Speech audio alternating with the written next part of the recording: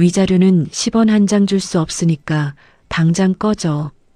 이혼 서류에 도장을 찍고 법원 문을 나선 제게 전 시어머니는 마지막까지 모욕을 퍼부었습니다. 전 남편 역시 콧방귀를 뀌며 저를 벌레 보듯 무시했죠. 하지만 그들이 승리의 미소를 짓던 바로 그 순간이었습니다. 새카만 최고급 세단 수십 대가 법원 앞을 가로막더니 정장을 입은 변호사가 제 앞에 무릎을 꿇었습니다. 회장님, 1조 원대 부동산 상속 처리가 완료되었습니다. 그 한마디에 저를 비웃던 전 시어머니는 거품을 물고 아스팔트 바닥에 쓰러졌습니다. 평생 짓밟히던 흙수저 고아가 어떻게 하루아침에 대한민국 최고의 재벌 상속녀로 각성하게 되었을까요? 오늘의 사연 시작합니다. 사연이 시작하기 전 좋아요와 구독을 눌러주세요. 오늘 하루 행운과 행복이 가득하도록 기원해 드릴게요. 가정법원 무거운 유리문을 밀고 밖으로 나왔습니다. 차가운 바람이 뺨을 때렸지만 마음은 오히려 홀가분했습니다. 영숙이 뾰족한 구두 굽소리를 내며 제 앞을 가로막았습니다. 영숙이 명품 가방을 신경질적으로 흔들며 삿대질을 했습니다. 어딜 그렇게 눈을 동그랗게 뜨고 쳐다봐. 부모도 없이 자란 고아 주제에 감히 내 귀한 아들 발목을 잡아? 내가 양심이 있으면 고개를 푹 숙이고 죄인처럼 있어야지. 제가 입술을 꽉 깨물고 바닥만 바라보았습니다. 영숙이 제 어깨를 손가락으로 강하게 찌르며 목소리를 높였습니다. 위자료? 웃기지 마라. 위자료는 단돈 10원 한 장도 절대로 줄 수 없으니까 당장 내 눈앞에서 썩 꺼져. 다시는 내 아들 근처에 얼씬도 하지 마. 성환이 바지 주머니에 두 손을 찔러 넣은 채 짝다리를 짚고 다가왔습니다. 성환이 귀찮다는 듯이 인상을 팍 쓰며 턱을 치켜들었습니다. 아휴 엄마.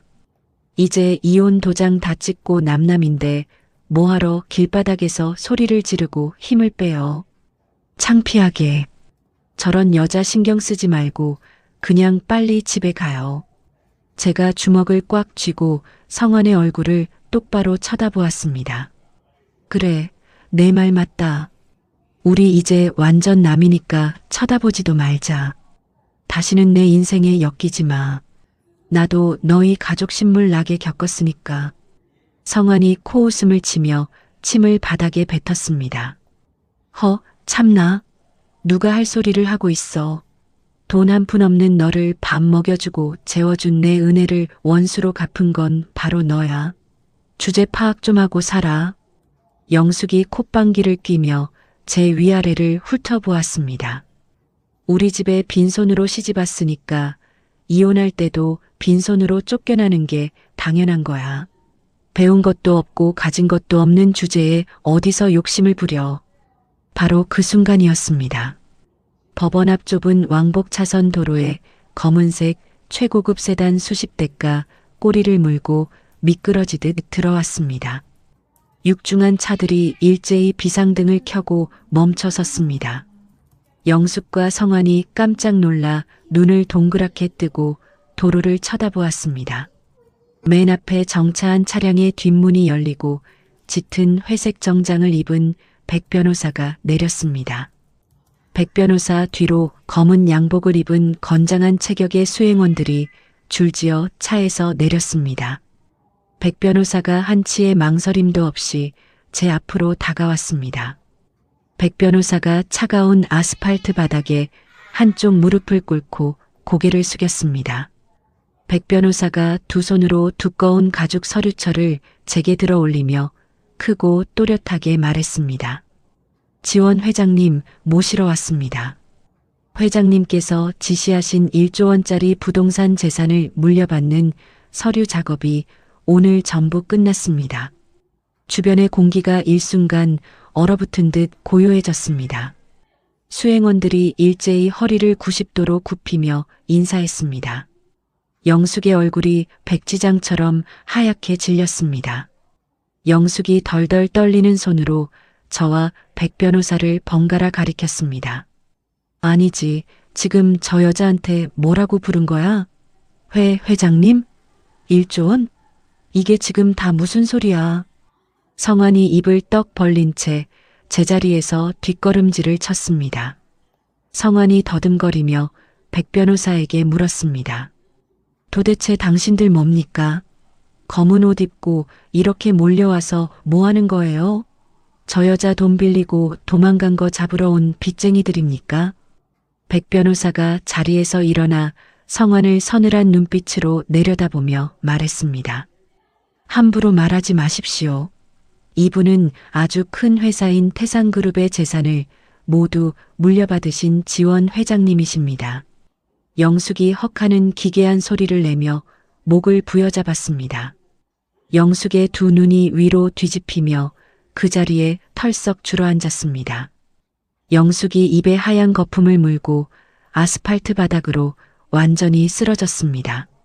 성환이 비명을 지르며 영숙의 몸을 끌어안고 흔들었습니다. 엄마 왜 이래? 눈 좀 떠봐, 엄마. 사람 살려. 우리 엄마 좀 살려주세요. 저는 바닥에 쓰러진 영숙과 허둥지둥하는 성환을 차갑게 내려다보았습니다. 저는 보육원에서 자라 고등학교를 졸업하자마자 낡은 공장과 식당을 전전하며 생활비를 벌었습니다. 잠을 줄여가며 악착같이 돈을 모으는 것만이 제 유일한 목표였습니다. 23살 무렵 낡고 허름한 백반집에서 서빙과 설거지를 도맡아 일하고 있었습니다.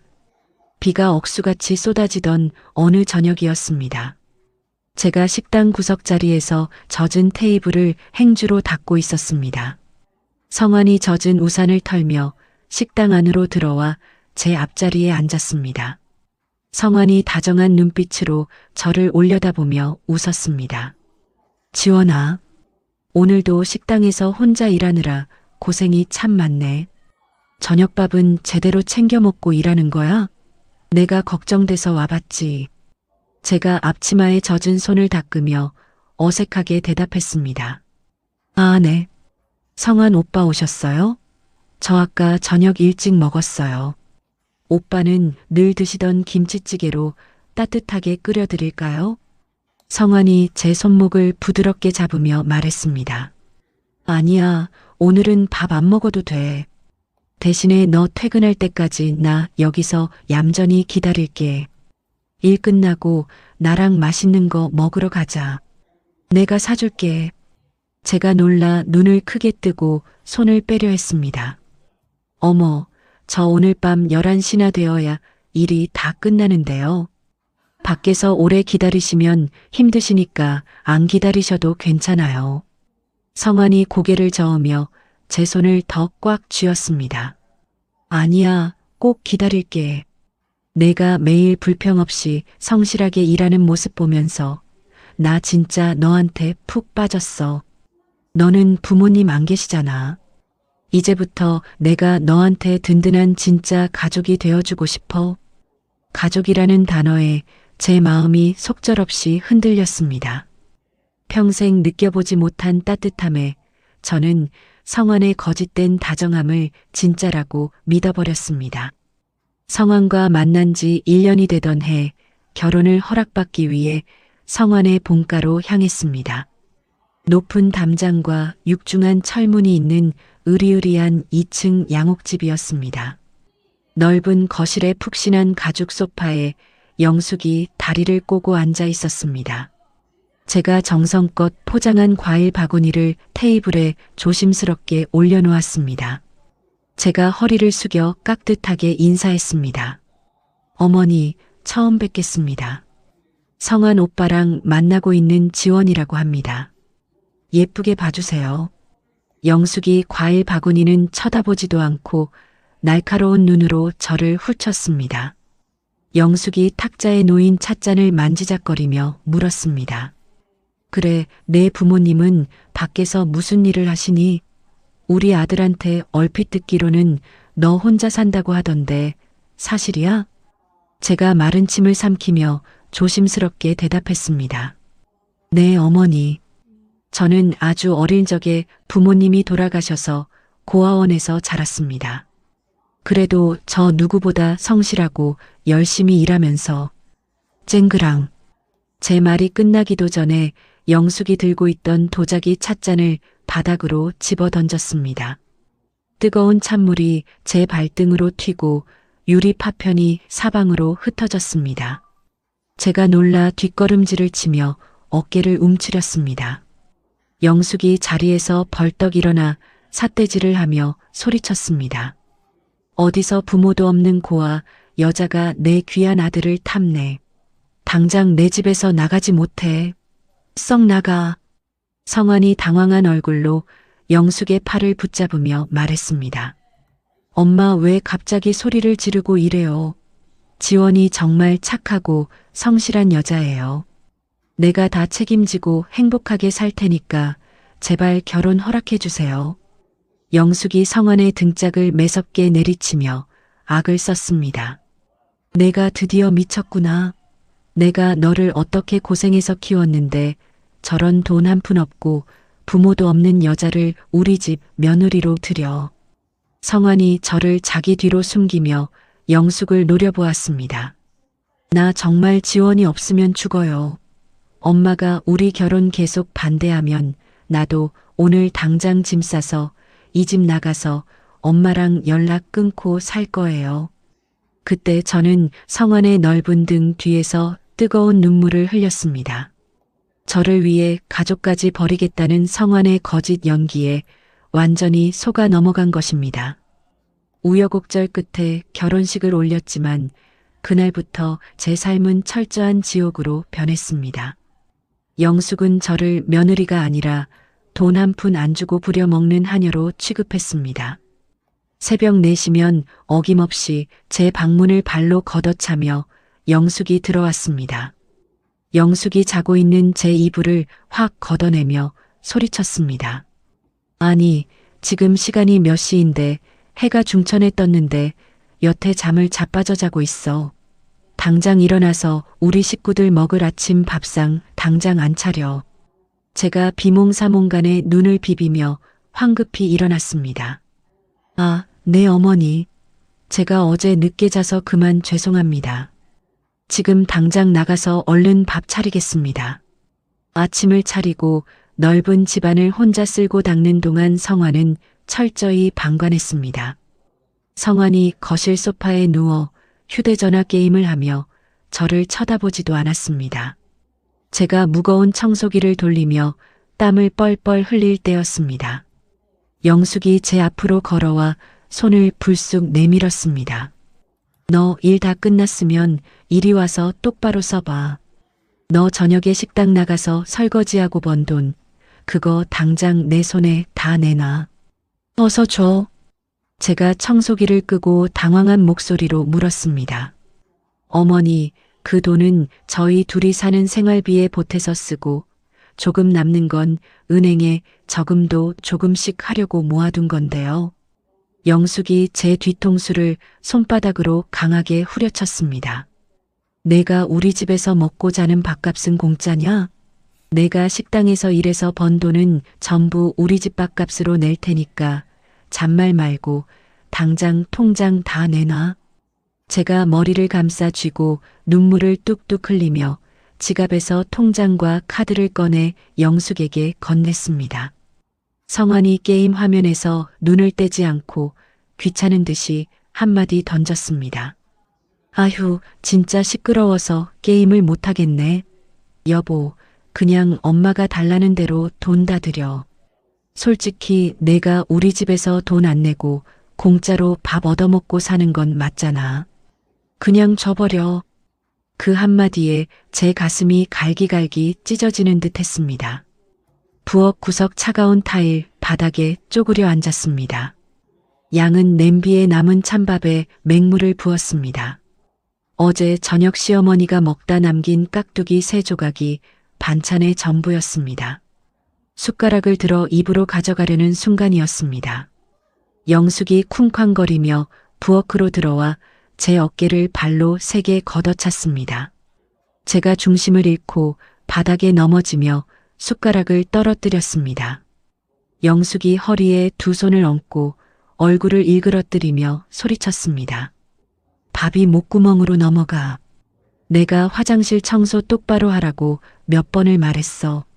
제가 황급히 자리에서 일어나 앞치마를 털며 고개를 숙였습니다. 제가 떨리는 목소리로 대답했습니다. 어머니, 아까 솔에 약품 묻혀서 변기 구석구석 2번이나 닦았습니다. 영숙이 손가락으로 제 이마를 거칠게 밀어붙였습니다. 제가 뒤로 주춤거리며 물러섰습니다. 어디서 시어머니한테 꼬박꼬박 말댔구야. 변기 뒤쪽에 누렇게 물때 낀 거 내 눈에는 다 보이는데. 눈이 삐었어. 영숙이 싱크대 위에 있던 더러운 고무장갑을 제 얼굴로 집어던졌습니다.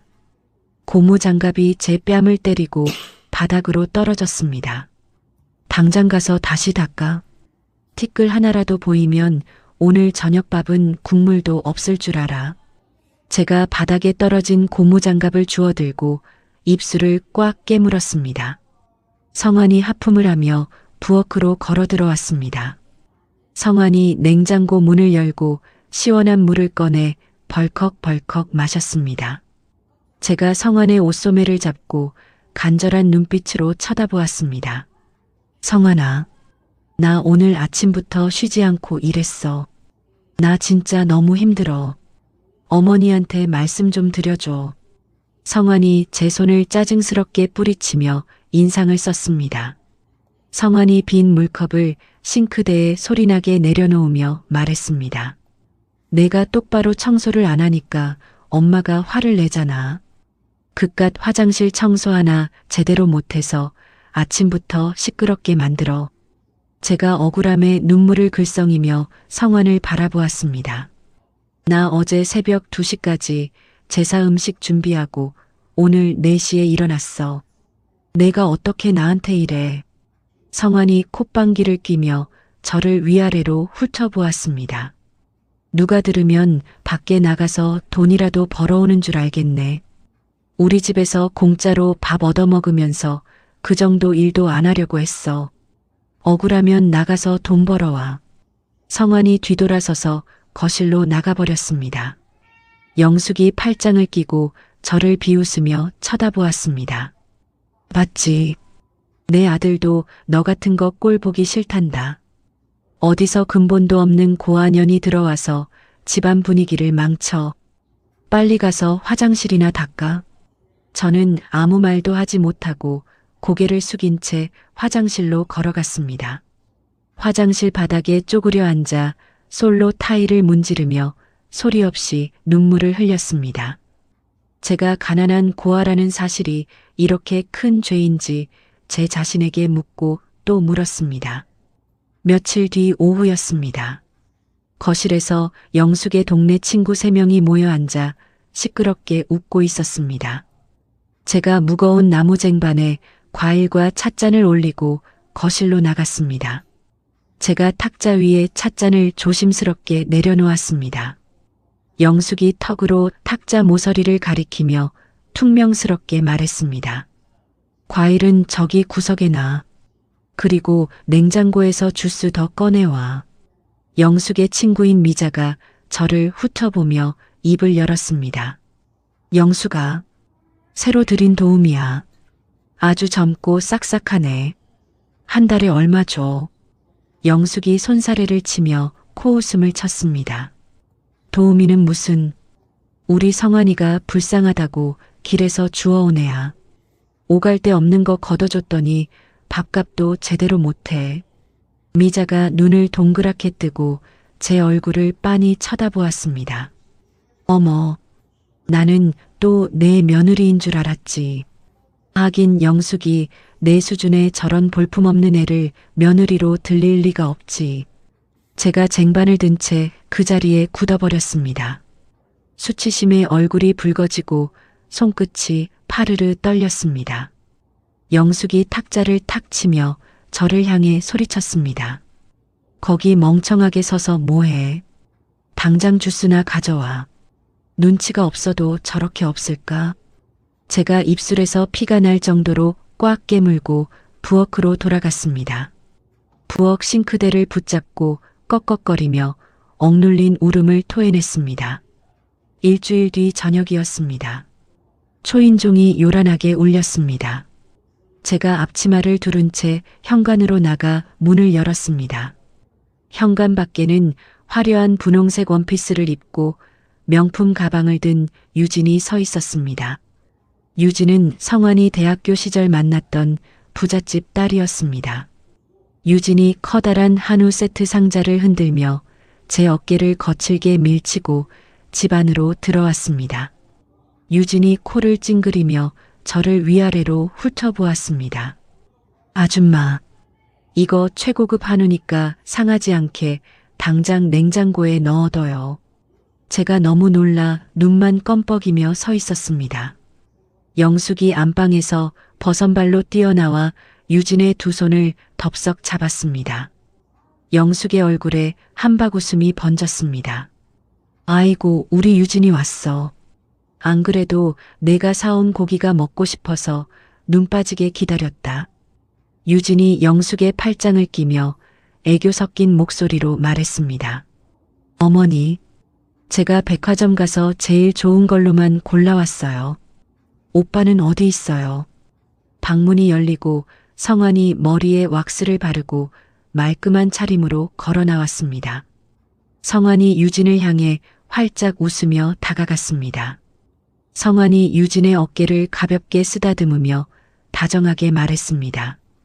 유진아, 일찍 왔네. 오늘 입은 옷 진짜 잘 어울린다. 유진이 성환의 가슴을 가볍게 치며 웃음을 터뜨렸습니다. 오빠 보러 오는데 당연히 신경 써야지. 나 예뻐. 성환이 유진의 머리카락을 넘겨주며 대답했습니다. 응, 눈부시게 예쁘다. 밥 먹으러 나가자. 제가 그 광경을 보고 심장이 바닥으로 쿵 떨어지는 것 같았습니다. 제가 떨리는 손으로 성환의 소매를 잡았습니다. 성환아, 이게 지금 무슨 상황이야? 나를 앞에 두고 다른 여자한테 지금 뭐 하는 거야? 성환이 제 손을 짜증스럽게 쳐내며 인상을 구겼습니다. 너 진짜 눈치 더럽게 없다. 유진이는 내 소중한 후배야. 나 유진이랑 저녁 먹고 올 테니까 엄마 밥이나 제대로 챙겨드려. 영숙이 저를 매섭게 째려보며 거들었습니다. 어디 하늘 같은 남편 나가는데 꼬치꼬치 캐물어. 유진이가 너 같은 거랑 비교나 되는 줄 알아. 유진이 아버지가 병원장이야. 넌 평생 벌어도 못 만져볼 돈을 쓰는 애라고. 유진이 저를 보며 한쪽 입꼬리를 올리고 비웃었습니다. 오빠, 아줌마가 오빠 많이 좋아하나 봐. 질투하는 것 같은데. 성환이 어이없다는 듯이 헛웃음을 쳤습니다. 질투는 무슨, 주제 파악도 못하고 저러는 거야. 신경 쓰지 말고 나가자. 성환과 유진이 팔짱을 끼고 현관문을 열고 나갔습니다. 문이 닫히는 소리가 제 귓가에 천둥처럼 크게 울렸습니다. 영숙이 탁자 위에 놓인 한우 세트를 가리키며 명령했습니다. 빨리 고기 구워와. 그리고 너는 냄새 배니까 한 점도 입에 댈 생각 마라. 제가 고개를 푹 숙이고 한우 상자를 들고 부엌으로 향했습니다. 도마 위에 붉은 고기를 올려놓고 칼을 들었습니다. 눈앞이 눈물로 뿌옇게 흐려져 고기가 제대로 보이지 않았습니다. 제가 칼을 내려놓고 주저앉아 두 손으로 얼굴을 감쌌습니다. 세상에 제 편은 단 한 명도 없었습니다. 오갈 데 없는 제 처지가 너무나 비참하고 끔찍했습니다. 도망치고 싶었지만 제 주머니에는 버스비조차 없었습니다. 제가 참아야만 이 집에서 잠을 자고 밥을 먹을 수 있었습니다. 저는 입술을 깨물며 소리 없이 오열했습니다. 한 달 뒤 늦은 저녁이었습니다. 안방에서 영숙과 성환의 큰 웃음소리가 거실까지 들려왔습니다. 제가 마른 빨래를 개키다 말고 방문 쪽으로 귀를 기울였습니다. 영숙의 들뜬 목소리가 또렷하게 새어나왔습니다. 진짜지. 우리 유진이가 내 아이를 가졌단 말이지. 성환이 자랑스럽다는 듯이 대답했습니다. 네. 오늘 병원 가서 초음파 사진까지 확인하고 왔어요. 3주 차래요. 제가 들고 있던 수건을 바닥에 떨어뜨렸습니다. 숨이 턱 막히고 눈앞이 하얗게 전멸했습니다. 제가 비틀거리며 자리에서 일어나 안방 문을 벌컥 열었습니다. 영숙과 성환이 깜짝 놀라 저를 쳐다보았습니다. 제가 사시나무 떨듯 온몸을 떨며 성환에게 소리쳤습니다. 성환아, 방금 그게 무슨 소리야? 유진이가 임신을 했다니. 성환이 당황한 기색 없이 소파에 깊숙이 기대앉았습니다. 성환이 저를 귀찮은 벌레 보듯 쳐다보며 말했습니다. 다 들었으면 된 거 아니야. 그렇게 됐어. 제가 성환에게 달려가 그의 멱살을 쥐고 흔들었습니다. 내가 인간이야. 어떻게 나한테 이럴 수가 있어. 내가 이 집에서 종년처럼 일했는데 내가 어떻게 나를 배신해. 영숙이 자리에서 벌떡 일어나 제 머리채를 휘어잡고 뒤로 패대기 쳤습니다. 제가 바닥에 나뒹굴며 짧은 비명을 질렀습니다. 영숙이 발로 제 옆구리를 세게 걷어차며 악을 썼습니다. 어디서 내 귀한 아들 몸에 손을 대. 배신은 무슨 배신. 넌 우리 아들한테 처음부터 어울리지 않는 쓰레기였어. 제가 배를 부여잡고 바닥을 뒹굴며 눈물을 쏟아냈습니다. 성환이 자리에서 일어나 옷매무새를 가다듬으며 저를 내려다보았습니다. 우리 아이를 가진 유진이를 이 집에 들릴 거야. 너는 이제 필요 없으니 당장 나가. 제가 바닥을 기어가 성환의 바짓가랑이를 붙잡았습니다. 성환아, 나갈 데가 없잖아. 나 돈도 없고 아무 데도 갈 데가 없어. 제발 한 번만 용서해줘. 내가 더 잘할게. 성환이 제 손을 구둣발로 짓밟으며 매정하게 떨쳐냈습니다. 제가 고통에 신음하며 손을 움켜쥐었습니다. 영숙이 제 짐이 들어있는 낡은 캐리어를 안방 밖으로 내동댕이 쳤습니다. 캐리어가 바닥에 부딪히며 지퍼가 터지고 제 낡은 옷가지들이 거실 바닥에 흩어졌습니다. 당장 내 쓰레기들 챙겨서 꺼져. 위자료 달라는 헛소리하면 내 명의로 빚 잔뜩 내서 평생 감옥에서 썩게 만들 테니까. 영숙과 성환이 저를 현관 밖으로 밀어내고 문을 쾅 닫았습니다. 문이 잠기는 소리가 차갑게 복도를 울렸습니다. 제가 맨발의 얇은 티셔츠 차림으로 차가운 복도 바닥에 주저앉았습니다. 터진 캐리어와 흩어진 옷가지들을 멍하니 바라보며 하염없이 눈물만 흘렸습니다. 온 세상이 저를 버린 것 같았습니다. 캄캄한 절망이 저를 집어삼키는 듯 했습니다. 비가 추적추적 내리는 어두운 밤이었습니다. 저는 무작정 길을 걷다 한강 다리 위까지 왔습니다. 강바람이 뼛속까지 시리게 파고들었습니다. 난간을 붙잡고 시커먼 강물을 내려다보았습니다. 모든 것을 끝내고 싶었습니다. 제가 난간 위로 한쪽 다리를 올리는 순간이었습니다. 끼익하는 날카로운 타이어 마찰음이 등 뒤에서 들렸습니다. 검은색 최고급 세단 한 대가 제 바로 뒤에 멈춰 섰습니다. 차 문이 열리고 검은 정장을 입은 건장한 사내 2명이 내렸습니다. 사내들이 제 양팔을 붙잡고 차 뒷좌석으로 강제로 밀어 넣었습니다. 제가 놀라 소리를 지르며 발버둥을 쳤습니다. 누구세요? 이거 나요. 살려주세요. 사내들은 아무 말 없이 차 문을 닫고 출발했습니다. 저는 공포에 질려 차창 밖으로 지나가는 풍경만 멍하니 바라보았습니다. 차가 도착한 곳은 강남 한복판에 있는 으리으리한 고층 빌딩 앞이었습니다. 사내들이 저를 빌딩 꼭대기 층에 있는 넓고 화려한 방으로 안내했습니다. 방 한가운데 있는 묵직한 마호가니 책상 뒤에 은발의 노신사가 앉아 있었습니다. 노신사가 자리에서 일어나 제 앞으로 다가왔습니다. 그가 바로 태산그룹의 수석 변호사인 백 변호사였습니다. 백 변호사가 깍듯하게 허리를 숙여 인사했습니다. 처음 뵙겠습니다. 저는 태산그룹 김 회장님의 법률 대리인을 맡고 있는 백 변호사입니다. 제가 겁에 질린 목소리로 물었습니다. 저를 왜 여기로 데려오신 거예요? 저는 돈도 없고 아무것도 없어요. 백 변호사가 옅은 미소를 지으며 제게 두꺼운 서류 봉투를 건넸습니다. 이 서류를 확인해 보시지요. 제가 떨리는 손으로 봉투를 열어 내용물을 꺼냈습니다. 낡고 누런 베넷 저고리 한 벌과 유전자 검사 결과지, 그리고 복잡한 숫자가 적힌 재산 명세서였습니다. 제가 베넷 저고리를 보고 숨을 멈췄습니다. 보육원 원장님이 제게 주었던 제 부모의 유일한 흔적인 베넷 저고리와 똑같이 생겼습니다. 백 변호사가 차분한 목소리로 설명했습니다. 회장님은 태산그룹고 김 회장님의 유일한 친손녀이십니다. 제가 눈을 크게 뜨고 백 변호사를 쳐다보았습니다. 친손녀요.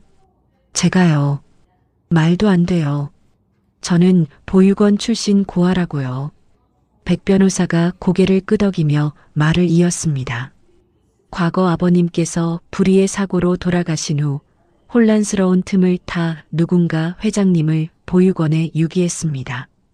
김 회장님께서는 평생을 바쳐 회장님을 찾으셨습니다. 제가 믿을 수 없다는 듯 유전자 검사 결과지를 다시 확인했습니다. 친생자 관계 성립이라는 글씨가 선명하게 찍혀 있었습니다. 백 변호사가 제 눈을 똑바로 쳐다보며 단호하게 말했습니다. 김 회장님께서는 지난달 작고하셨습니다.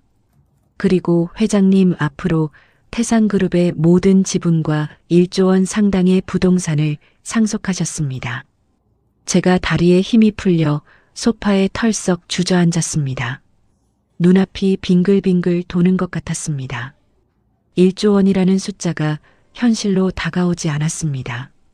시어머니와 남편의 잔인한 얼굴이 떠오르며 이 모든 게 그들의 악랄한 장난이 아닐까 의심했습니다. 제가 서류를 바닥에 내던지며 소리쳤습니다. 이거 다 가짜죠. 성환이가 나를 가지고 노는 거죠. 제발 그만하라고 해줘요. 백 변호사가 바닥에 떨어진 서류를 주워 다시 제 손에 쥐어주었습니다. 이것은 변할 수 없는 진실입니다. 회장님은 이제 대한민국에서 가장 강력한 힘을 가진 분입니다. 백 변호사의 확신에 찬 목소리가 제 귓가를 강하게 때렸습니다. 저는 베넷 저고리를 가슴에 품고 오열하기 시작했습니다. 그동안 겪었던 수모와 끔찍한 고통, 그리고 저를 버린 줄 알았던 가족에 대한 그리움이 한꺼번에 터져 나왔습니다. 울음을 그치고 낡은 베넷 저고리를 조심스럽게 품에 안았습니다. 제가 붉게 충혈된 눈으로 백 변호사를 똑바로 쳐다보았습니다. 제가 주먹을 꽉 쥐고 단호한 목소리로 말했습니다. 백 변호사님, 저 이 상속 받아들이겠습니다. 제 평생을 짓밟은 사람들에게 똑같이 갚아줄 겁니다. 백 변호사가 옅은 미소를 지으며 고개를 깊이 숙였습니다. 탁월한 선택이십니다. 오늘부터 제가 지원 회장님의 든든한 방패가 되어 모든 것을 돕겠습니다. 그날부터 제 삶은 완전히 다른 세상으로 변했습니다. 백 변호사는 강남의 최고급 호텔 스위트룸을 제 임시 거처로 마련해 주었습니다. 각 분야의 최고 전문가들이 매일 호텔로 찾아와 저를 철저하게 교육했습니다. 걸음걸이부터 말투와 식사 예절까지 혹독하게 배웠습니다. 처음에는 익숙하지 않은 높은 구두를 신고 걷다 수없이 바닥에 넘어졌습니다. 제가 대리석 바닥에 주저앉아 부은 발목을 주무를 때마다 백 변호사가 다가와 손을 내밀었습니다. 회장님, 태산그룹의 주인은 절대 남 앞에서 무릎을 꿇지 않습니다. 아픔을 삼키고 다시 일어나십시오. 저는 백 변호사의 단단한 손을 잡고 이를 악물며 다시 일어났습니다. 제 안에 깊이 숨어있던 도끼가 천천히 깨어나는 것을 느꼈습니다. 일주일 뒤 거울 앞에 선 제 모습은 더 이상 주눅든 며느리가 아니었습니다. 저는 고급스러운 맞춤 정장을 입고 허리를 꼿꼿하게 세웠습니다. 백 변호사가 두꺼운 서류 뭉치를 탁자 위에 올려놓으며 말했습니다. 성환과 영숙이 회장님을 상대로 이혼 소장을 방금 법원에 접수했습니다. 위자료 한 푼 없이 맨몸으로 쫓아내려는 수작입니다. 제가 서류를 훑어보며 차갑게 코웃음을 쳤습니다. 제가 예전처럼 순순히 당할 줄 아나 보죠. 그 사람들이 완전히 방심하도록 제가 한 번 더 불쌍한 며느리 연기를 하겠습니다. 백 변호사가 볼펜처럼 생긴 작은 초소형 녹음기를 제 손에 쥐어주었습니다. 조심하십시오. 상대는 자신의 이익을 위해 수단과 방법을 가리지 않는 짐승 같은 사람들입니다. 저는 녹음기를 정장 주머니에 깊숙이 찔러 넣고 자신 있게 고개를 끄덕였습니다. 다음 날 아침 일찍 예전에 입던 낡은 점퍼로 갈아입고 시댁 현관문 앞에 섰습니다. 제가 심호흡을 크게 하고 익숙한 초인종을 눌렀습니다. 현관문이 거칠게 열리고 영숙이 인상을 팍 쓰며 나타났습니다. 영숙이 저를 보자마자 손가락으로 삿대질을 하며 소리쳤습니다. 내가 여길 어디라고 또 기어들어와. 쫓겨났으면 길바닥에서 되질 것이지 고아년이 명줄도 길다. 제가 무릎을 꿇고 영숙의 바짓가랑이를 두 손으로 간절하게 붙잡았습니다. 제가 아주 불쌍한 목소리를 꾸며내며 눈물을 쥐어짰습니다. 어머니, 저 정말 갈 데가 없어요. 성환이한테 한 번만 용서해달라고 제발 전해주세요. 영숙이 제 손을 매섭게 뿌리치며 제 어깨를 발로 뻥 찼습니다. 제가 바닥으로 뒹굴며 고통스러운 표정을 지었습니다. 내 몸에 더러운 손 대지 마. 우리 성환이는 곧 병원장 딸인 유진이랑 결혼할 귀한 몸이야. 너 같은 쓰레기랑 엮일 급이 아니라고. 안방 문이 열리고 성환이 부스스한 머리로 하품을 하며 걸어 나왔습니다. 성환이 종이 뭉치를 제 얼굴을 향해 무자비하게 휙 던졌습니다. 종이들이 허공을 날아 제 머리 위로 흩날리며 떨어졌습니다. 아침부터 구질구질하게 찾아와서 남의 집 앞에서 울고 지랄이야. 당장 이혼 서류에 도장이나 찍어. 제가 바닥에 흩어진 이혼 서류를 주워 모으며 떨리는 목소리로 물었습니다. 성환아, 내가 내 아이까지 품은 유진이를 어떻게 이겨?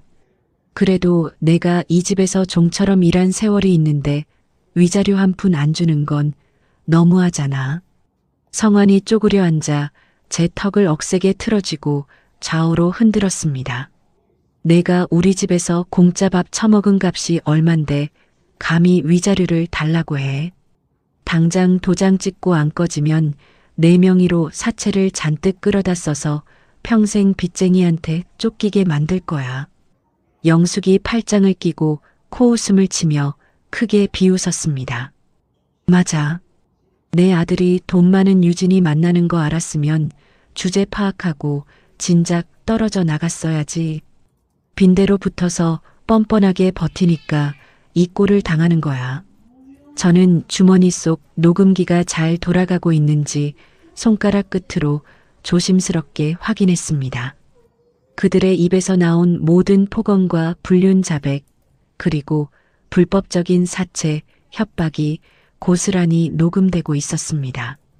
제가 주머니에서 낡은 도장을 꺼내 이혼 서류에 꾹 찍었습니다.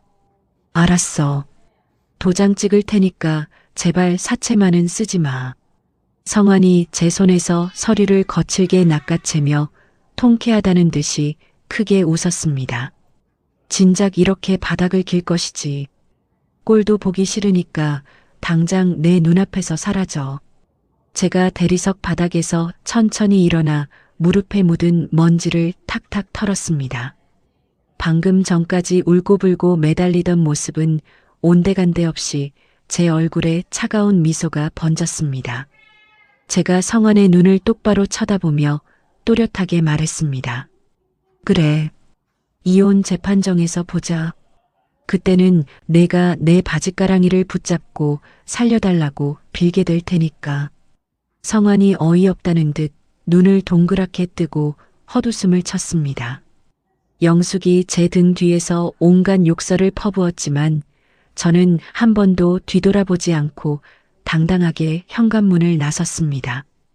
호텔 스위트룸으로 돌아와 주머니에서 녹음기를 꺼내 탁자 위에 올려놓았습니다. 백 변호사가 노트북에 녹음기를 연결하고 스피커로 내용을 재생했습니다. 영숙과 성환의 끔찍한 폭언이 방 안을 가득 채웠습니다. 백 변호사가 녹음된 내용을 끝까지 듣고 아주 만족스러운 표정을 지었습니다. 백 변호사가 노트북을 덮으며 제게 말했습니다. 증거가 아주 완벽합니다. 상대방의 외도, 자백과 재산 갈취를 위한 협박까지 모두 명확하게 담겼습니다. 제가 푹신한 소파에 기대앉아 창밖의 화려한 도시 야경을 여유롭게 내려다보았습니다. 이혼 소송 날짜가 잡히면 재판 마지막 날에 이 모든 것을 한꺼번에 터뜨릴 겁니다. 그 사람들이 자신들의 승리를 가장 확신하는 그 순간에 제일 밑바닥으로 끌어내려 주세요. 백 변호사가 안경을 고쳤으며 단호하게 대답했습니다. 명심하겠습니다. 회장님께 감히 모욕을 준 대가가 얼마나 끔찍하고 처절한지 법의 이름으로 철저하게 보여주겠습니다. 저는 탁자 위에 놓인 따뜻한 홍차를 한 모금 마시며 깊은 숨을 내쉬었습니다. 더 이상 밤마다 혼자 숨죽여 울며 부엌 바닥을 닦던 나약한 지원이는 세상에 존재하지 않았습니다. 가진 것 없던 불쌍한 고아에서 하루아침에 어마어마한 불을 손에 쥔 저는 세상 그 누구도 두렵지 않았습니다. 저를 진심으로 아끼고 보호해주는 백 변호사라는 가장 든든한 내 편이 생겼습니다. 할아버지가 평생을 바쳐 남겨주신 거대한 유산은 제게 완벽한 복수를 완성할 가장 예리하고 강력한 무기였습니다. 차가운 절망뿐이던 제 가슴 속에서 뜨겁고 거대한 활력이 미친 듯이 솟아올랐습니다. 저는 창문에 비친 제 화려한 모습을 바라보며 다가올 통쾌한 복수의 날만을 조용히 손꼽아 기다렸습니다. 가정법원 재판정 안은 무거운 공기로 가라앉아 있었습니다. 영숙이 방청석 맨 앞줄에 다리를 꼬고 앉아 저를 향해 비릿한 미소를 지었습니다. 성환이 피고인석에서 거드름을 피우며 손톱을 물어뜯고 있었습니다. 성환의 변호사가 자리에서 일어나 헛기침을 하며 판사를 향해 말했습니다. 원고는 시댁의 재산을 노리고 억지 이혼을 요구하며 무리한 위자료를 청구하고 있습니다. 원고의 주장은 모두 거짓입니다. 백 변호사가 차분하게 자리에서 일어나 판사석을 향해 서류 뭉치와 작은 이동식 저장 장치를 제출했습니다. 백 변호사가 확신에 찬 목소리로 또렷하게 말했습니다. 원고가 제출한 조작된 주장을 완벽하게 뒤집을 명백한 녹취록과 사진 증거입니다. 피고의 외도와 시어머니의 상습적인 폭언 및 협박 정황이 모두 담겨 있습니다. 법정 안에 설치된 대형 스피커를 통해 영숙과 성환의 끔찍한 목소리가 쩌렁쩌렁 울려 퍼졌습니다. 내 명의로 사채를 잔뜩 끌어다 써서 평생 빚쟁이한테 쫓기게 만들 거야. 유진이가 내 아이를 가졌어. 너는 쫓겨나는 거야. 영숙이 방청석에서 벌떡 일어나며 얼굴을 붉게 물들였습니다. 영숙이 손가락질을 하며 악을 썼습니다. 저거 다 조작이야. 저 미친년이 기계로 내 목소리를 똑같이 꾸며낸 거라고. 성환이 사색이 되어 변호사의 옷소매를 다급하게 잡아당겼습니다. 판사가 나무망치를 3번 강하게 내리치며 정숙을 명했습니다. 판사가 단호하고 엄격한 목소리로 판결문을 읽어내려갔습니다. 피고의 귀책 사유가 명백하므로 이혼을 성립하며 피고는 원고에게 위자료를 최대한도로 지급하십시오. 성환이 다리에 힘이 풀린 듯 의자에 털썩 주저앉았습니다. 제가 속으로 조용히 쾌재를 부르며 자리에서 일어났습니다. 재판이 끝나고 법원 유리문을 밀고 밖으로 나왔습니다. 차가운 바람이 뺨을 스쳤지만 제 발걸음은 깃털처럼 가벼웠습니다. 뒤따라 나온 영숙이 제 앞을 가로막고 삿대질을 해댔습니다. 영숙이 씩씩거리며 핏대를 세웠습니다. 어디서 쥐새끼처럼 몰래 녹음을 해.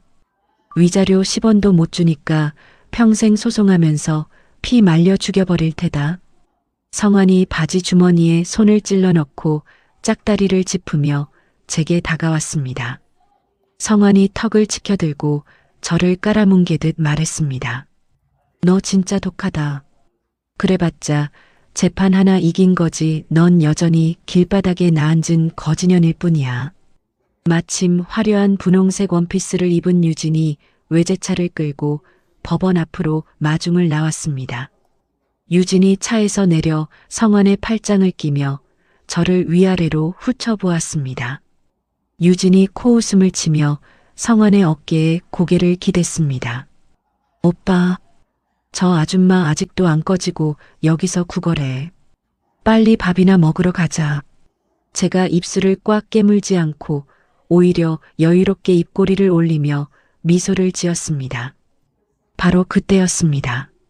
왕복 차선 도로에 검은색 최고급 세단 수십 대가 꼬리를 물고 미끄러지듯 들어와 멈춰 섰습니다.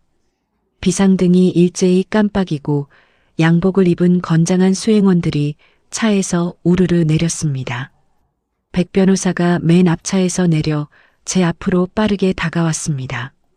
백 변호사가 차가운 아스팔트 바닥에 한쪽 무릎을 꿇고 고개를 깊이 숙였습니다. 지원 회장님, 지시하신 1조 원대 부동산 상속 및 명예 이전 절차가 모두 완료되었습니다.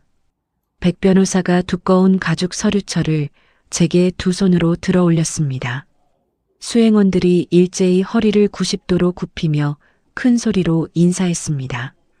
영숙의 얼굴이 백지장처럼 하얗게 질렸습니다.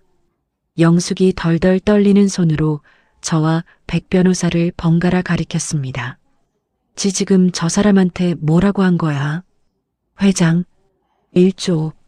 성환이 입을 떡 벌리고 눈을 뒤집으며 제자리에서 뒷걸음질을 쳤습니다. 백 변호사가 자리에서 일어나 서류철을 펼쳐 영숙의 눈앞에 바짝 들이밀었습니다. 서류에는 서울 요지의 거대한 빌딩 목록과 제 이름이 선명하게 박혀 있었습니다. 백 변호사가 아주 차가운 목소리로 영숙을 내려다보며 쏘아붙였습니다. 잘 똑똑히 보십시오. 대한민국 태상그룹의 유일한 상속자이신 지원 회장님이십니다. 유진이 헉소리를 내며 성환의 팔을 놓고 바닥에 털썩 주저앉았습니다. 유진이 파르르 떨리는 입술로 중얼거렸습니다. 태상그룹. 우리 아빠 병원 건물 주인이 태상그룹인데 저 여자가 태상그룹 회장이라고. 영숙이 목을 부여잡고 눈을 까뒤집었습니다. 영숙이 짐승 같은 기괴한 소리를 내며 아스팔트 바닥으로 완전히 쓰러졌습니다. 영숙의 입에서 하얀 거품이 쉴 새 없이 흘러나와 아스팔트를 적셨습니다. 성환이 비명을 지르며 바닥에 엎드려 영숙의 몸을 마구 흔들었습니다. 엄마, 정신 차려봐 엄마. 성환이 고개를 들어 저를 올려다보며 눈물을 콧물과 함께 흘렸습니다. 성환이 무릎을 꿇고 제 앞으로 기어와 바짓가랑이를 붙잡았습니다. 지원아, 아니 여보, 이거 다 오해야. 내가 너 없이 어떻게 살아. 내가 다 잘못했어. 제가 성환의 어깨를 구둣발로 강하게 걷어찼습니다.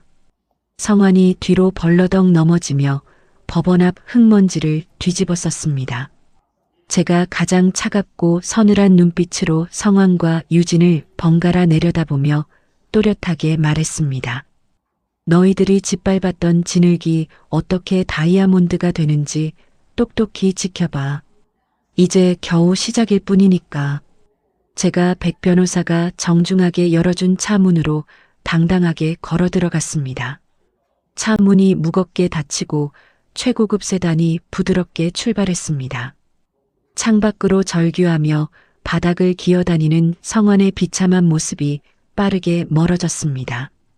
차량이 도착한 곳은 강남 한복판에 우뚝 솟은 최고급 펜트하우스였습니다.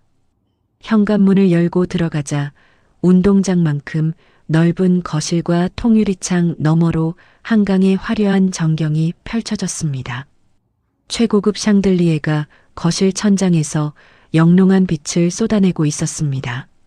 백 변호사가 제 뒤에 서서 정중하게 두 손을 모으고 인사했습니다. 이곳이 앞으로 회장님께서 머무실 자택입니다. 불편한 점이 있으시면 언제든 말씀해 주십시오. 제가 푹신한 천연 가죽 소파에 몸을 기대며 아주 깊고 편안한 숨을 내쉬었습니다. 부엌 구석 차가운 타일 바닥에서 찬밥을 씹어 삼키던 기억이 까마득한 전생처럼 느껴졌습니다. 따뜻한 햇살이 통유리창을 넘어와 제 온몸을 포근하게 감싸 안았습니다. 누구의 눈치도 보지 않고 마음껏 쉴 수 있는 완벽한 저만의 성이었습니다. 며칠 뒤 태산그룹 본사 대강당에서 저의 회장 취임식이 열렸습니다. 단상에 오르기 전 대기실의 커다란 전신 거울 앞에서 옷매무새를 가다듬었습니다. 하얀색 고급 맞춤 정장이 제 몸에 빈틈없이 딱 맞아떨어졌습니다. 백 변호사가 대기실 문을 열고 따뜻한 미소를 지으며 말했습니다. 회장님, 모든 임직원이 회장님을 기다리고 있습니다. 제가 고개를 끄덕이고 강당 문을 열고 위풍당당하게 걸어나갔습니다. 수백 명의 임직원들이 일제히 자리에서 일어나 우레와 같은 기립박수를 보냈습니다. 강당 뒤편에 모인 기자들의 카메라 플래시가 눈을 뜰 수 없을 만큼 번쩍거렸습니다. 제가 단상 중앙에 있는 마이크 앞에 서서 강당 안을 천천히 둘러보았습니다. 제 목소리가 크고 묵직하게 마이크를 타고 강당 전체로 퍼져나갔습니다. 저는 오늘부로 태산그룹의 새로운 회장으로서 여러분 앞에 섰습니다. 땀 흘려 일하는 정직한 자가 억울함을 겪지 않는 투명하고 강력한 기업을 만들겠습니다. 임직원들의 환호성과 박수 소리가 강당 천장을 뚫을 듯이 울려 퍼졌습니다. 그날 저녁 펜트하우스 거실 텔레비전 화면에는 제 취임식 뉴스가 끊임없이 보도되고 있었습니다. 보육원 출신에서 1조 원대 재벌가 상속녀로 인생 역전을 이룬 제 이야기가 세상을 떠들썩하게 만들었습니다. 저는 탁자 위에 놓인 크리스털 와인잔을 들어 올리며 부드럽게 미소 지었습니다. 과거의 가난과 모멸감은 더 이상 제 삶을 갉아먹지 못했습니다. 저는 가장 찬란하게 빛나는 저의 새로운 인생을 기꺼이 축복하며 붉은 와인을 단숨에 마셨습니다. 태어나 처음으로 느껴보는 온전한 안도감과 성취감이 제 온몸의 혈관을 타고 뜨겁게 흘렀습니다. 회사 건물 정문을 나서며 차가운 바람을 맞았습니다. 백 변호사가 제 곁에 서서 주변을 경계하며 걸었습니다. 건물 앞 넓은 광장에 수십 명의 기자들이 사진기를 들고 진을 치고 있었습니다. 기자들 틈에서 꾀지지한 옷차림의 성환이 불쑥 튀어나왔습니다. 성환이 제 앞으로 달려와 털썩 무릎을 꿇었습니다. 성환이 제 바짓가랑이를 두 손으로 꽉 부여잡고 통곡하기 시작했습니다. 지원아, 내가 유진이 그 여자 완전히 버리고 왔어. 내 핏줄도 아니라고 하더라. 제가 미간을 찌푸리며 성환의 손을 거칠게 쳐냈습니다. 내 몸에 더러운 손 대지 마. 이미 끝난 일이니까 내 눈앞에서 당장 꺼져. 성환이 다시 바닥을 기어와 제 구두 끝에 이마를 찌으며 악을 썼습니다. 우리가 부부로 산 세월이 있는데 어떻게 이토록 매정하게 나를 버려. 내가 평생 내 발닦개로 살 테니까 한 번만 다시 받아줘. 사진기 불빛이 사방에서 번쩍이며 우리의 모습을 쉴 새 없이 담아냈습니다. 백 변호사가 수행원들에게 눈짓을 하자 건장한 사내들이 성환을 양쪽에서 끌어냈습니다. 성환이 허공에 발길질을 하며 제 이름을 목 놓아 불렀습니다. 기자들 중 한 명이 제 앞으로 불쑥 다가와 커다란 사진기를 들이밀며 소리쳤습니다. 회장님, 시어머니께서 회장님이 심각한 정신병을 앓고 있다고 주장하시는데 사실입니까? 제가 걸음을 멈추고 그 기자를 차갑게 쏘아보았습니다. 다른 기자가 손에 든 수첩을 흔들며 연이어 질문을 던졌습니다. 돈을 차지하자마자 조강지처에 도리를 버리고 시댁 식구들을 길거리로 내쫓았다는 소문이 통신망에 파다합니다. 해명 부탁드립니다. 백 변호사가 제 앞을 막아서며 기자들을 향해 단호하게 말했습니다. 근거 없는 헛소문입니다. 악의적인 모함에 대해서는 법적으로 강력하게 대응하겠습니다. 제가 대기하고 있던 검은색 차에 올라타며 굳은 표정으로 창밖을 바라보았습니다. 차량 뒷좌석에 앉아 휴대전화 화면을 켜고 보도 내용을 확인했습니다. 화면 속에서 영숙이 눈물을 훔치며 억울하다는 듯이 울부짖고 있었습니다. 우리 며느리가 고아로 자라서 원래 정신이 오락가락했어요. 돈에 눈이 멀어서 저를 폭행하고 집에서 쫓아냈습니다. 제발 우리 불쌍한 아들 좀 살려주세요. 영숙의 뻔뻔한 거짓말이 온 세상에 진실처럼 퍼져나가고 있었습니다. 밑바닥 사람들이 저를 욕하는 수천 개의 댓글이 화면을 가득 채웠습니다. 저는 휴대전화를 좌석에 던지며 깊은 한숨을 내쉬었습니다. 벌레 같은 그들이 제가 가진 돈을 빼앗기 위해 다시 끈질기게 들러붙기 시작한 것입니다. 다음 날 아침 기업 건물 최고층에 있는 대형 회의실이었습니다. 제가 묵직한 나무 의자에 앉아 회의실을 가득 채운 임원들을 차갑게 둘러보았습니다. 머리가 희끗희끗한 최 이사가 자리에서 벌떡 일어나 탁자를 쾅 내리쳤습니다. 최 이사가 탁자 위로 오늘자 신문을 거칠게 집어던지며 소리쳤습니다. 회장님, 기업의 얼굴에 똥칠을 해도 유분수지 이게 대체 무슨 망신입니까? 제가 턱을 치켜들고 최 이사의 눈을 똑바로 응시했습니다. 최 이사님, 제 개인적인 가정사일 뿐입니다. 기업 경영과는 아무런 상관이 없습니다. 최 이사가 콧방귀를 뀌며 저를 향해 삿대질을 해댔습니다. 개인적인 가정사라뇨. 보육원 출신이라는 천박한 꼬리표도 모자라 이제는 시댁을 버린 독한 여자로 온 나라가 떠들썩합니다. 다른 임원들도 최 이사의 말에 동조하며 웅성거리기 시작했습니다. 최 이사가 두 팔을 탁자 위에 짚고 제게 몸을 기울이며 위협적으로 말했습니다. 시어머니 말대로 회장님께서 정말 정신적인 문제가 있는 것은 아닙니까? 당장 병원에 가서 검사를 받으시거나 회장 자리에서 물러나십시오. 제가 자리에서 천천히 일어나 최 이사를 서늘하게 내려다보았습니다. 제가 가진 돈과 자리가 탐나서 영숙 어머니와 뒷거래라도 하신 겁니까? 최 이사의 얼굴이 순간 당황한 듯 붉게 달아올랐습니다. 최 이사가 말을 더듬으며 변명했습니다. 무슨 그런 억지 주장을 하십니까? 저는 그저 기업의 앞날을 걱정할 뿐입니다. 제가 책상을 손가락으로 툭툭 치며 회의실 안의 모든 사람에게 경고했습니다. 제 자리를 흔들려는 자는 누구든 가차없이 잘라내겠습니다. 이 소동은 제가 직접 완벽하게 정리할 테니 다들 입 다물고 지켜보십시오. 회의실 문을 박차고 나오며 저는 입술을 꽉 깨물었습니다. 제가 가진 권력과 돈의 무게가 제 어깨를 짓누르는 것 같았습니다. 이 거대한 재산을 지키기 위해서는 피 튀기는 전쟁을 치러야만 했습니다. 그날 밤 늦은 시각 제 휴대전화가 요란하게 울렸습니다. 화면에 영숙의 이름이 떠올랐습니다. 제가 통화 버튼을 누르고 차분한 목소리로 말했습니다. 어머니, 통신망에 거짓말을 퍼뜨린 것도 모자라 이제 전화까지 하십니까? 영숙의 비열한 웃음소리가 수화기 너머로 들려왔습니다. 내 할아버지가 남긴 진짜 유언장과 유품 절반이 내 손에 있어. 당장 내가 부르는 곳으로 혼자 오지 않으면 다 불태워버리겠다.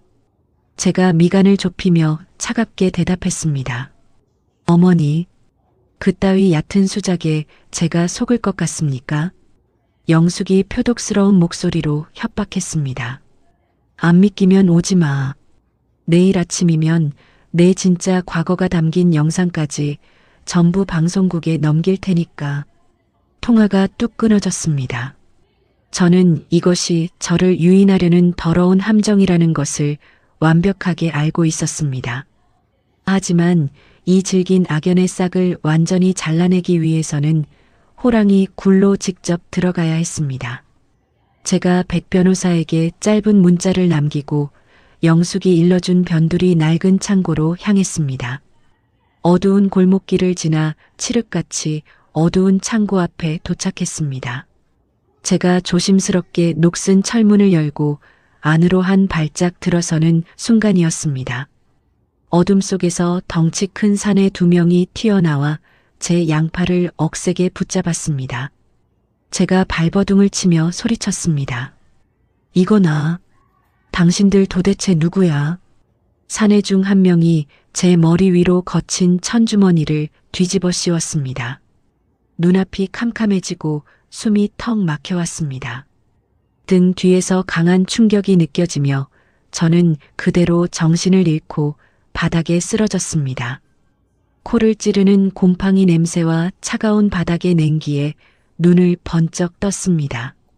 제 양손과 발목이 굵은 밧줄로 낡은 나무 의자에 꽁꽁 묶여 있었습니다. 어두운 창고 한가운데에 백열등 하나가 위태롭게 흔들리며 주변을 비추고 있었습니다. 제 앞에는 영숙과 성환이 팔짱을 끼고 서서 저를 악마처럼 내려다보고 있었습니다. 영숙이 제 머리채를 뒤로 확 젖히며 소리쳤습니다.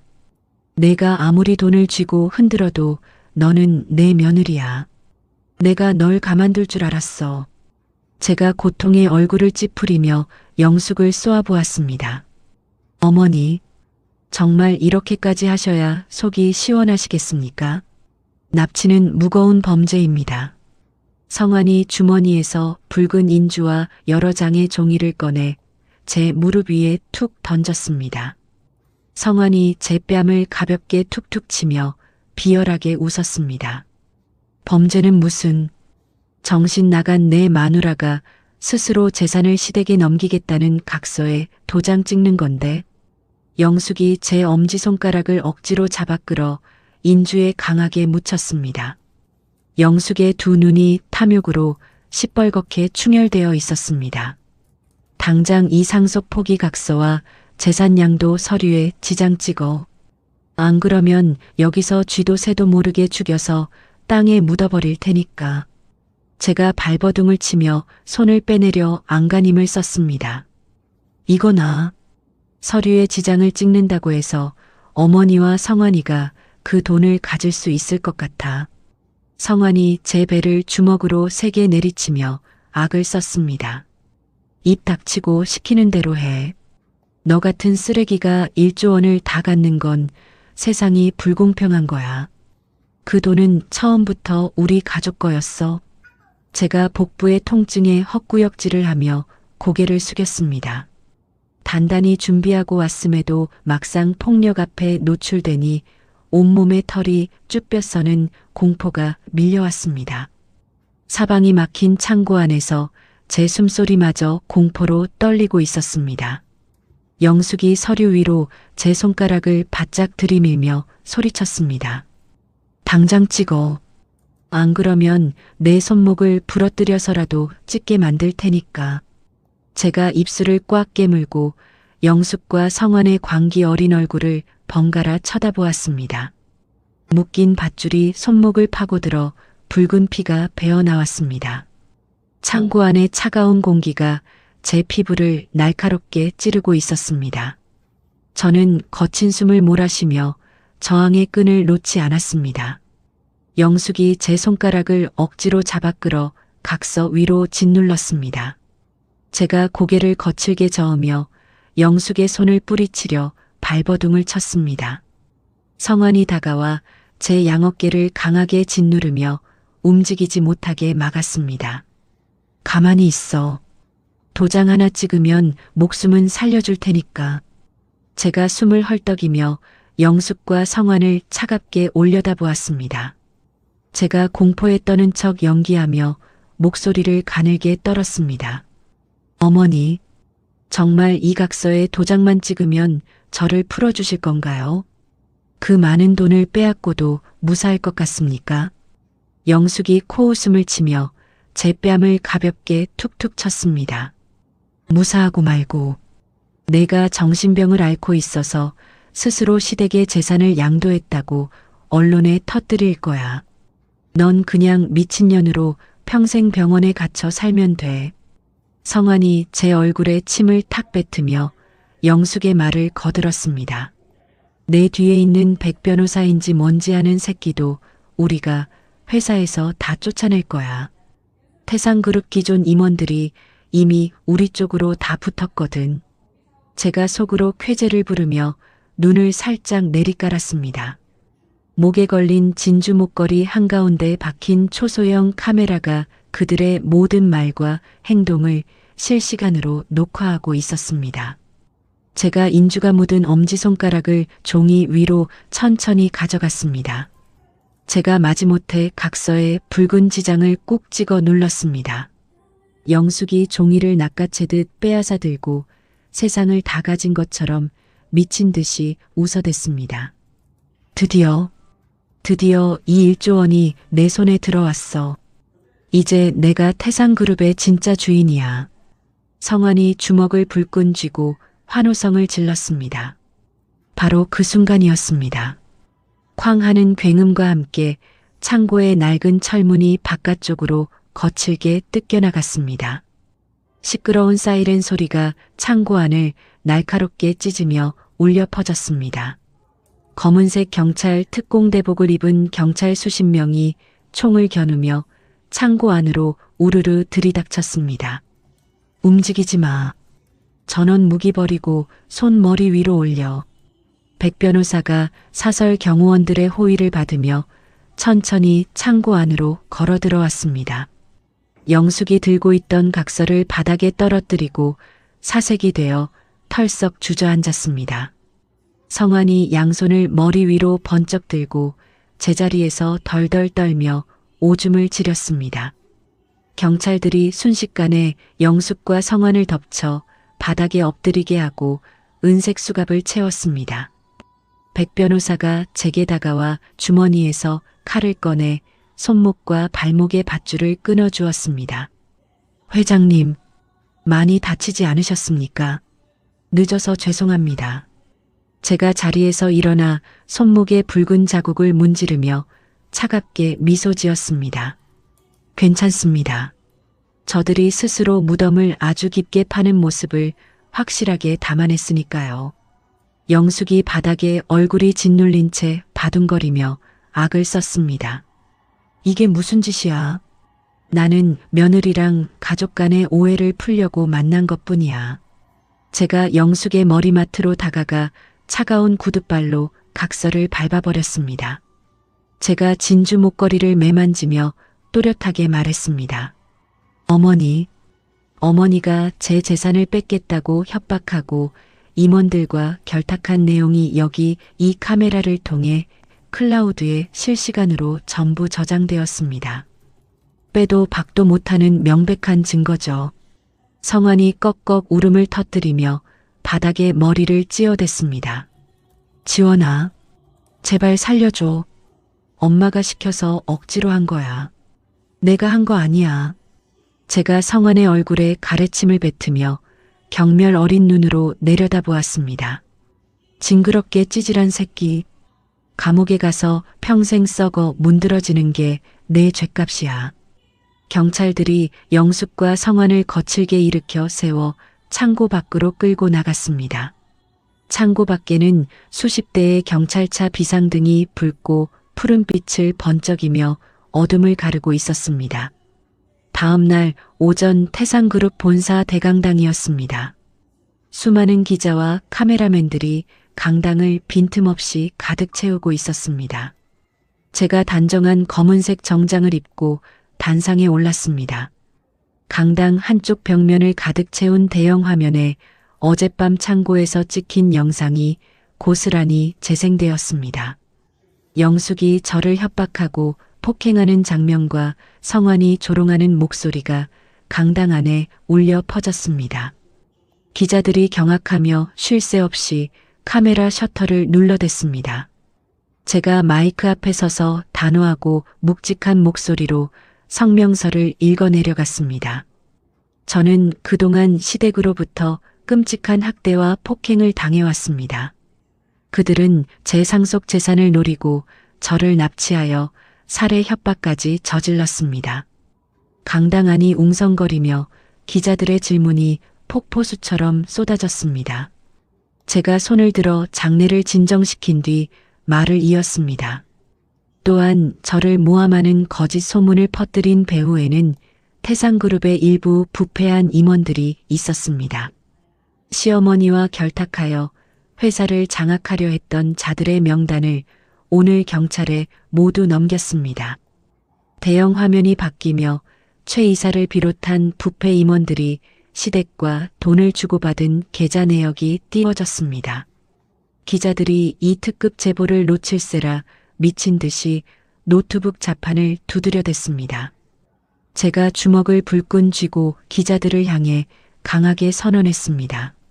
저 지원은 앞으로 저를 해치려는 어떤 세력과도 타협하지 않고 끝까지 싸울 것입니다.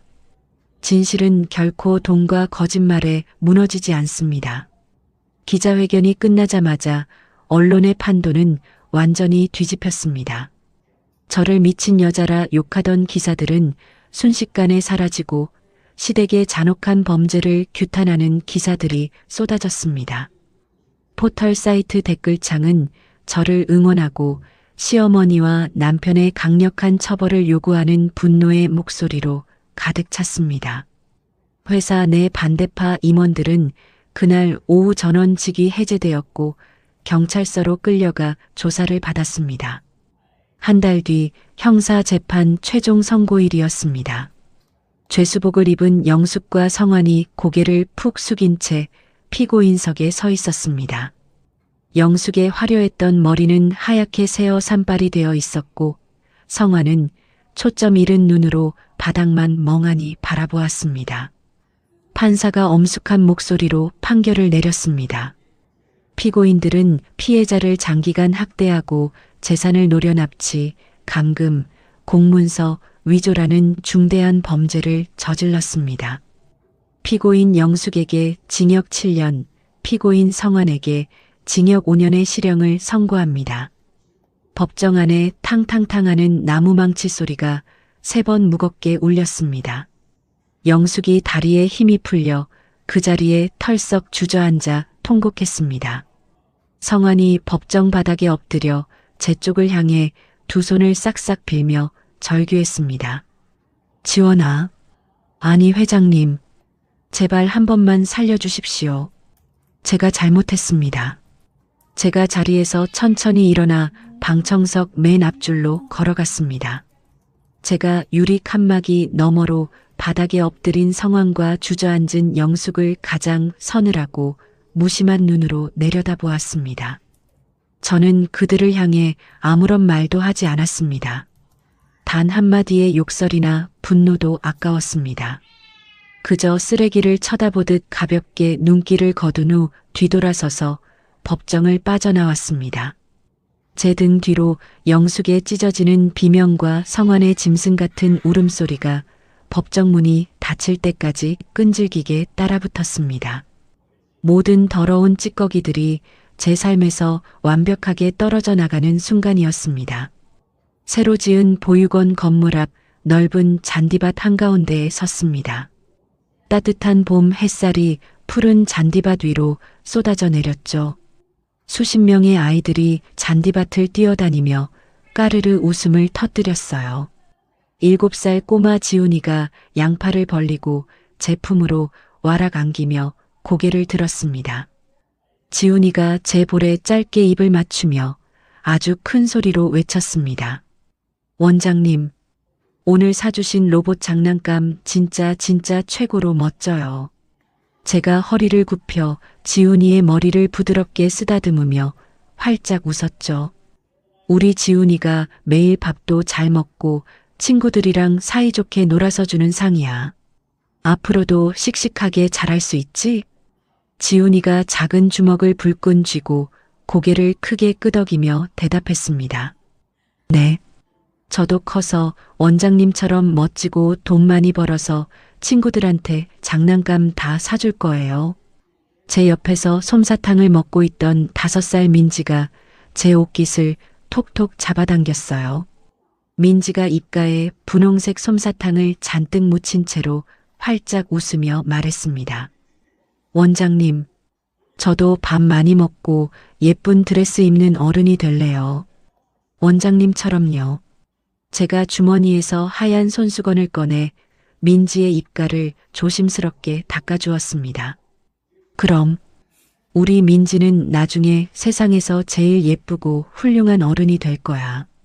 제가 두 아이를 양팔로 꼭 끌어안으며 소리내어 크게 웃었죠. 백 변호사가 서류 가방을 들고 제 옆으로 천천히 걸어와 섰습니다. 백 변호사가 아이들이 뛰어노는 모습을 보며 아주 부드러운 목소리로 말했어요. 회장님, 아이들 표정이 정말 밝고 행복해 보입니다. 회장님께서 사재를 전부 털어지어 주신 이 보육원이 아이들에게는 천국이나 다름없습니다. 제가 바닥에서 천천히 일어나 백 변호사를 돌아보며 대답했습니다. 제가 어릴 때 겪었던 지독한 외로움과 배고픔을 이 아이들은 절대 겪게 하고 싶지 않아요. 돈은 이렇게 사람을 살리는 데 써야 진짜 가치가 있는 법이니까요. 백 변호사가 고개를 깊이 끄덕이며 존경을 가득 담아 말했습니다. 맞습니다. 태상그룹 임직원들도 회장님의 투명하고 따뜻한 경영 철학을 진심으로 따르고 있습니다. 지난 분기 매출이 창사 이래 최고치를 기록했습니다. 제가 백 변호사의 어깨를 가볍게 두드리며 환하게 미소를 지었죠. 다 백 변호사님이 제 옆에서 흔들림 없이 든든하게 도와주신 덕분입니다. 앞으로도 저와 함께 태상그룹을 바르고 정직한 기업으로 만들어주세요. 백 변호사가 제 눈을 똑바로 마주보며 아주 확신에 찬 목소리로 말했습니다. 제 목숨이 다하는 날까지 회장님의 곁을 굳건히 지키며 모든 지시를 따르겠습니다. 아이들의 맑은 웃음소리가 잔디밭을 넘어 파란 하늘 위로 높이 울려 퍼졌어요. 제 가슴 깊은 곳에서 태어나 처음으로 느껴보는 완전하고 벅찬 평화가 차올랐습니다. 며칠 뒤 태산그룹 본사 꼭대기층에 위치한 회장실이었습니다. 통유리창 밖으로 바쁘게 돌아가는 도시의 풍경이 한눈에 내려다 보였죠. 제가 묵직한 가죽 의자에 앉아 결제 서류에 서명을 하고 있었습니다. 백 변호사가 3번 노크를 하고 회장실 문을 열고 조심스럽게 들어왔어요. 백 변호사가 제 책상 앞으로 다가와 두 손을 모으고 정중하게 허리를 숙여 인사했습니다. 회장님, 오늘 아침 교도소 쪽에서 연락이 하나 왔습니다. 반드시 보고를 드려야 할 것 같아서 찾아왔습니다. 제가 서류에서 눈을 떼고 만년필을 책상 위에 소리나지 않게 내려놓았습니다. 제가 백 변호사의 굳고 심각한 표정을 보며 차분한 목소리로 물었죠. 무슨 일입니까? 평소와 다르게 표정이 아주 무거워 보이네요. 백 변호사가 헛기침을 한번 하고 아주 조심스럽게 입을 열었습니다. 영숙 씨가 오늘 새벽 감옥 안에서 지병으로 비참하게 사망했다고 합니다. 죄수들 사이에서 지독한 괴롭힘을 당하다가 극심한 스트레스로 심장마비가 왔다고 합니다. 제가 아무런 표정 변화 없이 백 변호사를 가만히 쳐다보았어요. 제 마음속에는 슬픔도 기쁨도 그 어떤 감정의 동요도 전혀 일어나지 않았죠. 백 변호사가 제 눈치를 한번 살피며 계속해서 말을 이었습니다. 그리고 성환 씨는 얼마 전 가석방으로 출소했습니다. 교도소에서 나온 뒤 오갈 곳이 없어 서울역 근처에서 노숙을 하며 지내고 있다고 합니다. 제가 눈썹을 살짝 치켜 올리며 백 변호사를 가만히 쳐다보았습니다. 백 변호사가 한숨을 짧게 내쉬며 덧붙였어요. 며칠 전에는 지나가는 행인들에게 구걸을 하다가 폭행 시비에 휘말려 경찰서 유치장에 잡혀갔다는 소식도 들었습니다. 완전히 바닥까지 추락했습니다. 제가 창밖으로 시선을 돌리며 아주 무심하고 차가운 목소리로 대답했습니다. 그 사람들은 제 인생에서 이미 오래전에 죽은 사람들이나 마찬가지입니다. 스스로 지은 더러운 죄의 무게에 짓눌려 당연한 파멸을 맞이한 것뿐입니다. 백 변호사가 안도의 한숨을 쉬며 고개를 끄덕였죠. 맞습니다. 그들은 회장님의 훌륭하고 빛나는 삶에 더 이상 먼지 한 톨의 영향도 미치지 못하는 버러지들일 뿐입니다. 앞으로는 이런 불필요한 보고조차 절대 올리지 않겠습니다.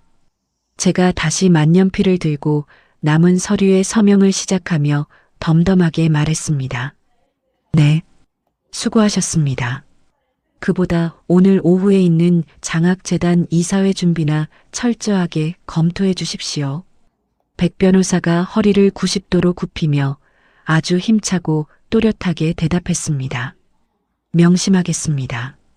이사회 자료는 이미 회의실에 완벽하게 세팅해 두었습니다. 저는 서류의 마지막 장을 덮으며 아주 가벼운 미소를 지었어요. 저를 끔찍한 지옥으로 몰아넣었던 악마들의 최후는 너무나도 비참하고 초라했습니다. 하지만 저는 그들의 끔찍한 불행을 신경 쓸 시간조차 아까울 만큼 힘차게 앞으로 나아가고 있었습니다. 1년의 시간이 흐르고 태산그룹 창립 기념일 아침이 밝았어요. 강남 펜트하우스 안방의 커다란 전신 거울 앞에 당당하게 섰습니다. 검은색 최고급 실크 드레스가 제 몸의 선을 따라 우아하게 떨어졌죠. 제가 목에 걸린 화려한 다이아몬드 목걸이를 손끝으로 가볍게 매만졌습니다. 거울 속에 저는 과거의 나약하고 주눅들어 눈물 흘리던 지원이가 아니었어요. 세상 누구보다 당당하고 여유로우며 그 누구도 감히 함부로 대할 수 없는 강력한 힘을 가진 사람이었죠. 제가 거울 속 제 눈을 똑바로 응시하며 입술을 천천히 달싹였습니다. 지원아, 참 잘 버텼어. 그 모진 시간들을 끝까지 이겨내느라 정말 고생 많았어. 제가 스스로에게 건네는 따뜻한 위로에 눈시울이 아주 조금 붉어졌습니다. 하지만 그것은 슬픔이나 아픔의 눈물이 아니라 스스로를 향한 벅찬 대견함이었어요. 거실 쪽에서 백 변호사의 묵직하고 규칙적인 발걸음 소리가 들려왔습니다. 백 변호사가 안방문을 열고 들어와 저를 보며 진심 어린 감탄사를 내뱉었습니다. 회장님, 오늘 정말 눈부시게 아름다우십니다. 세상 모든 찬란한 빛이 회장님을 비추는 것 같습니다. 제가 뒤를 돌아 백 변호사를 향해 환하게 활짝 웃으며 말했죠. 과찬입니다. 백 변호사님도 오늘 입으신 검은색 턱시도가 아주 잘 어울리네요. 이제 행사장으로 출발할까요? 백 변호사가 제 앞으로 다가와 한쪽 팔을 정중하게 내밀었습니다. 영광입니다.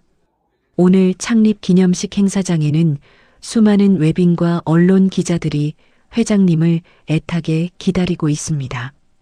제가 백 변호사의 단단한 팔짱을 끼며 아주 힘차게 첫걸음을 내디뎠습니다. 그들에게 똑똑히 보여줄 겁니다. 가난과 편견 속에서 자란 흙수저가 어떻게 거대한 세상을 바꾸고 있는지 말입니다. 백 변호사가 제 얼굴을 보며 한없이 따뜻하고 든든하게 미소 지었어요. 회장님은 이미 수많은 사람의 세상을 긍정적으로 바꾸고 계십니다. 회장님의 곁에서 평생 일할 수 있어 제 인생도 참으로 영광스럽습니다. 펜트하우스 현관문을 나서며 저는 통유리창 너머로 떠오르는 눈부신 아침 햇살을 마주했습니다. 저를 무참히 짓밟았던 차가운 진흙과 고통은 결국 저를 가장 단단하게 만들어준 훌륭한 거푸집이었어요. 저는 온갖 거친 비바람을 꿋꿋하게 견뎌내고 가장 찬란하게 빛나는 보석으로 다시 태어났습니다. 남의 얄팍한 시선에 흔들리지 않고 스스로의 굳건한 가치를 지켜낸 사람만이 온전히 누릴 수 있는 특권이었죠.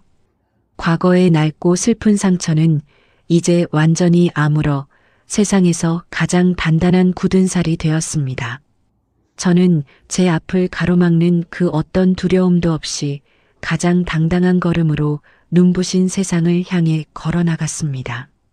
제 곁에는 저를 진심으로 믿고 따르는 수많은 사람들이 함께 걷고 있었어요. 보육원 아이들의 맑고 밝은 웃음이 제 남은 삶의 가장 훌륭한 이정표가 되어 주었습니다. 제 과거의 낡은 회색빛 인생은 이제 그 어떤 다이아몬드보다 아름답고 화려하게 반짝이고 있었습니다. 나를 짓밟았던 시댁의 모멸과 끔찍했던 시간들은 결국 저를 가장 단단하게 빚어낸 훌륭한 거푸집이 되었습니다. 어마어마한 돈이 제 인생의 모든 것을 단숨에 해결해 준 것은 아니지만 적어도 스스로를 지키고 나아가 저처럼 상처받은 아이들을 보듬어 줄 수 있는 든든한 방패가 되어 주었죠. 화려한 겉모습 속에는 추악한 위선이 숨어 있을 수 있지만 모진 비바람을 묵묵히 견뎌낸 진흙은 결국 다이아몬드처럼 가장 찬란하게 빛난다는 것을 저는 이제야 온전히 깨달았습니다. 혹시라도 지금 타인의 얄팍한 시선이나 부당한 대우 때문에 홀로 억울한 눈물을 흘리고 계신 분이 있다면 부디 스스로의 가치를 절대 의심하지 마세요. 사방이 막힌 캄캄한 터널 속이라 해도 여러분이 묵묵히 버텨내고 있는 그 정직한 시간들은 결코 헛되지 않을 것입니다. 언젠가 그 상처들이 가장 단단한 굳은 살이 되어 여러분의 인생을 눈부시게 지켜줄 테니까요. 길고 험난했지만 마침내 찬란하게 피어난 저의 인생 이야기를 함께 해주셔서 진심으로 감사드립니다. 이야기를 끝까지 들어주신 분이 계시다면 잘 들었다고 댓글 하나만 남겨주세요. 감사합니다.